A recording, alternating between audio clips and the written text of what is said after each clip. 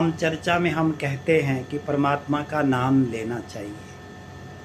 परमात्मा का नाम ही सब कुछ है। स्वाभाविक है, जब तक परमात्मा का स्पष्ट पता ना पड़े तो कोई ना कोई आश्रय तो लेना पकड़ना ही पड़ता है। अभी नाम इसीलिए कई जगहों में ऐसे भी गायन है कि राम से बड़ा राम का नाम, मतलब कि परमात्मा से बड़ा उनका नाम। ये तो बात स्पष्ट है कि दुनिया में परमात्मा का नाम तो बड़ा है ही है। इंसान के कितने भी नाम हों पर परमात्मा का नाम बड़ा ही है। तो बात आती है कि केवल नाम लेने से काम बन जाता है। नाम लेने से काम नहीं बनता। केवल देखिए, हम अपने संबंधी को आवाज़ें देते हैं, फ़ोन करते हैं या पिता को पुकारते हैं जब दूरी में होते, जब पास आते हैं तो फिर रूबरू और बातें होती हैं। तो हमें परमात्मा का जब तक पता नहीं होता है तब तक हम विभिन्न तरीके से उन्हें पुकारते हैं। दूसरा स्पष्ट नहीं होता ना, कभी हम कहते राम भगवान है, कभी कहते हैं ना हम लोग श्री कृष्ण भगवान है। कोई विष्णु को मानता है, कोई गणेश को मानता है, कोई ब्रह्मा को मानता है, कोई महादेव को मानता है। तो एस्पेक्ट से सबको सम्मानित किया जाता है कि ये भगवान है, भगवान सबरूप है। यथार्थ में तो परमात्मा एक हैं। कई लोग ऐसा ही बोलते हैं परमात्मा एक, रूप नेक, ऐसा नहीं है। रूप नेक कोई बहुरूपी ये थोड़े, वो अलग चीज़ है, लीलाएं जो करते हैं। पर यथार्थ जो एड्रेस है, जो पता है, वो परमात्मा का एक है। हम आत्माएं, जैसे हम आत्माएं हैं, उसकी संतान हैं, ज्योति बिंदु हैं, आत्मा है, सूक्ष्म है, मस्तक में चमकती हैं, एक सितारे की भांति है। तो परमात्मा भी आत्माओं की तरह है, वो परम धाम वासी है।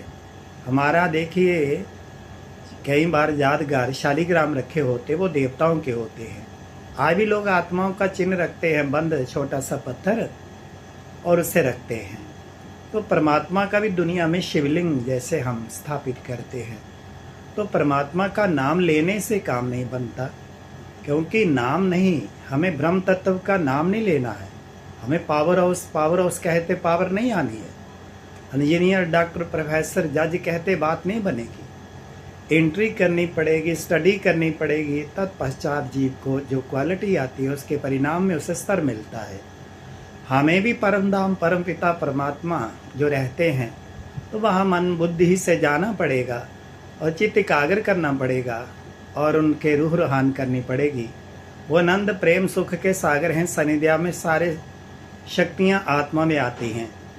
जैसे कहते ना, देवताओं में एक एक शक्ति है। संतोषी माता के अंदर संतुष्टता की है, सरस्वती के विद्यादायिनी है।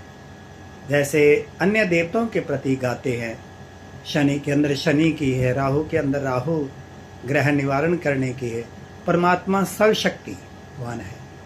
जब हम उनसे संबंधित होते हैं तो सर्वशक्तियाँ स्वतः ही आती हैं। वो नाम नहीं, यथार्थ जानकर पार ब्रह्म परमेश्वर की ओर चित्त एकाग्र करें, अपने में शक्ति चार्ज करें। परमात्मा की जितनी महिमा गाते आत्मा अपने में आत्मसात करती जाती है, तो दिव्य गुणों में सहती है, क्वालिटी मय बन जाती है, पवित्र बनती है। दिव्य गुणों की धरोहर इसमें सदाकाल की रह जाती है। कल्प कल्प का भाग्य उदय हो जाता है। तो नाम केवल काम नहीं करता। ध्यान करिए, चित्त एकाग्र करिए, स्मृति में टिकिए, रूह रूहान रहिए। इसलिए औहदे का नाम लेने से काम नहीं, एंट्री लेकर स्टडी करें, वो स्तर पाए। हमें भी परमात्मा की एंट्री परम धाम, या उन्हें बुला लीजिए कि मेरे सर के ऊपर परम सत्ता आ गई, चमक रही है। तो ये हम जब एक कदम उठाते तो पद्मा गुना मदद परमात्मा की होती है।